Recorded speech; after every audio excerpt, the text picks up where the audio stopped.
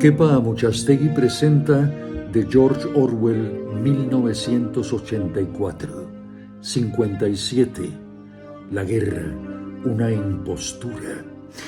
Por debajo de todo esto subyace un hecho nunca reconocido en voz alta, pero tácitamente admitido, que las condiciones de vida en los tres superestados son muy similares.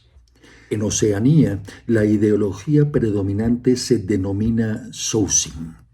En Eurasia, neobolcheviquismo. Y en Asia se utiliza un término chino que a menudo se traduce por adoración a la muerte, aunque tal vez sea más exacto traducirlo como aniquilación del ser.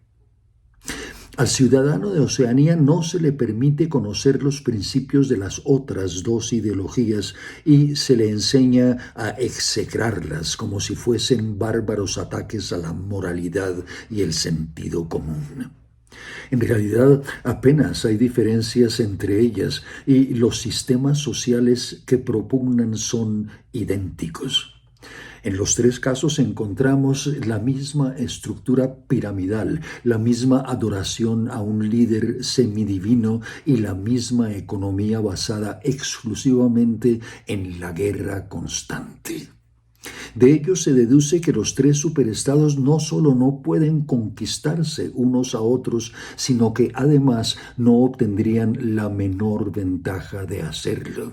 Al contrario, mientras sigan en guerra se sostienen unos a otros como los haces de una gavilla de trigo. Y, como de costumbre, los gobernantes de las tres potencias actúan de manera al mismo tiempo consciente e inconsciente. Consagran su vida a la conquista del mundo, pero también saben que es necesario que la guerra continúe eternamente y sin lograr ninguna victoria. Entretanto, el hecho de que no haya un peligro real de conquista permite la negación de la realidad que constituye el rasgo esencial del Sousing y los demás sistemas rivales de pensamiento. Vale la pena repetir lo que ya hemos dicho. Al transformarse en continua, la guerra ha cambiado de carácter. En otro tiempo, la guerra era casi por definición algo que terminaba antes o después, por lo general con una victoria o derrota decisivas. Sí, en el pasado fue también uno de los principales mecanismos con los que las sociedades humanas se mantenían en contacto con la realidad física. Los gobernantes siempre han procurado imponer a los gobernados una falsa visión del mundo, pero no podían permitirse defender una ilusión que favoreciera la ineficacia militar. Mientras la derrota conllevara la pérdida de la independencia o algún otro resultado desagradable, había que precaverse en serio contra ella. Era imposible pensar por alto los hechos físicos. En la filosofía, la religión, la ética o la política, 2 y 2 podían sumar 5, pero al diseñar un cañón o un aeroplano tenían que sumar 2 y 2 igual 4. Las naciones ineficaces acababan siendo conquistadas más tarde o más temprano y la eficacia era enemiga de las ilusiones. Además, para conseguir dicha eficacia era necesario aprender del pasado, lo que implicaba saber con exactitud lo que había ocurrido en aquel entonces. Por supuesto, los periódicos y los libros de historia han sido siempre tendenciosos y partidistas, pero una falsificación como la que se lleva a cabo hoy en día había sido imposible. La guerra era una salvaguarda de la cordura y en lo que se refiere a la clase dirigente, probablemente la más importante de las salvaguardas. Mientras las guerras pudieran ganarse o perderse, ninguna clase gobernante podía ser totalmente irresponsable. Pero a partir del instante en que la guerra se vuelve literalmente continua, también deja de ser peligrosa. Cuando la guerra es constante, deja de haber necesidades militares.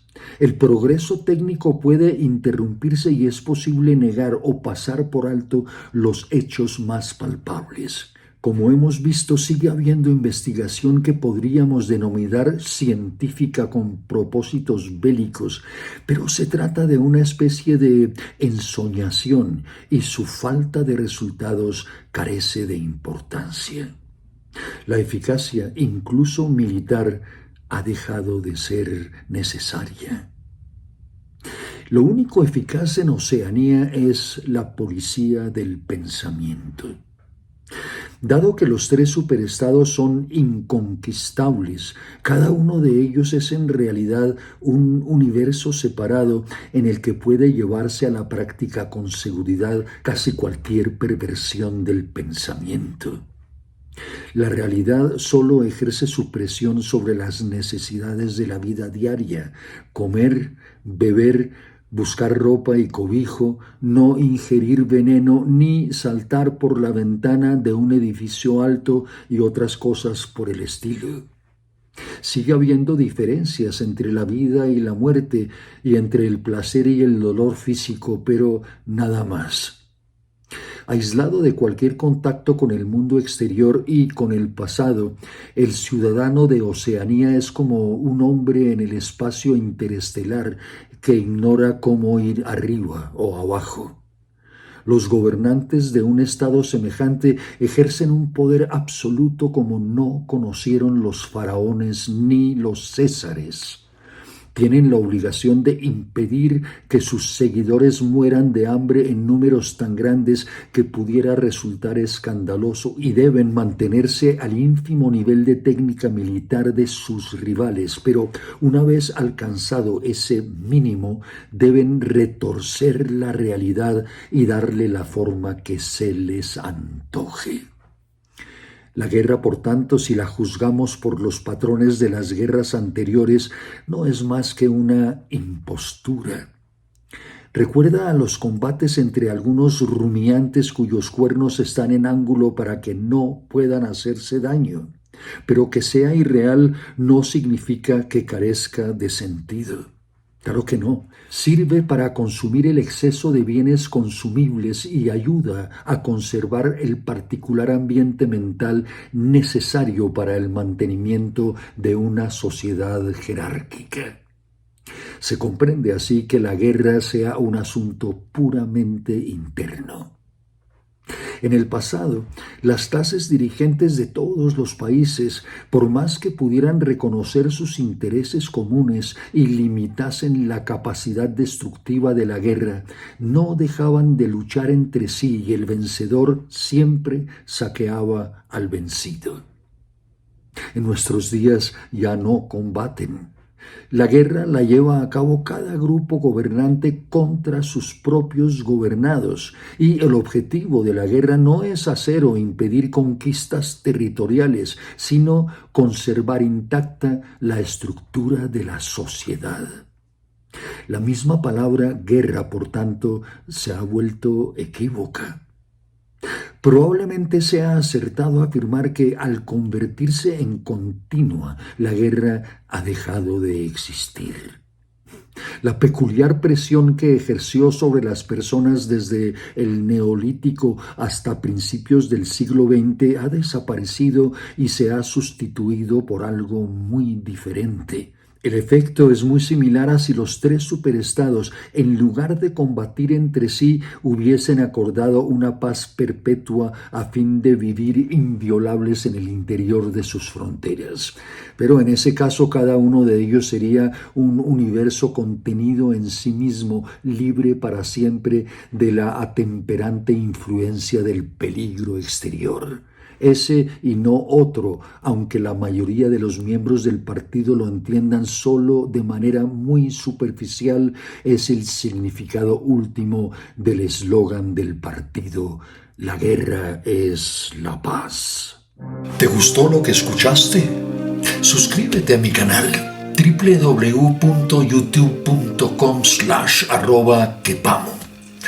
Encontrarás ahí más de 150 videos para todos los gustos. Y No olvides hacer clic en me gusta y en la campanita para que recibas notificaciones cada vez que publique algo nuevo.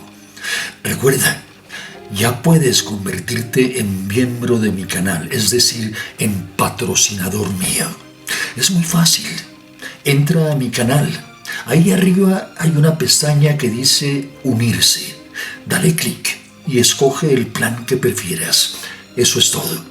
Ahora, si quieres ayudarme aún más eficazmente, entra a mi página de Patreon, www.patreon.com/kepa-amuchastegui y colabórame con tu aporte mensual. Son 2 maneras de patrocinarme para que yo pueda dedicarme de tiempo completo a esta labor que tanto me gusta y que te sirve a ti para entretener esos ratos vacíos. Muchísimas gracias.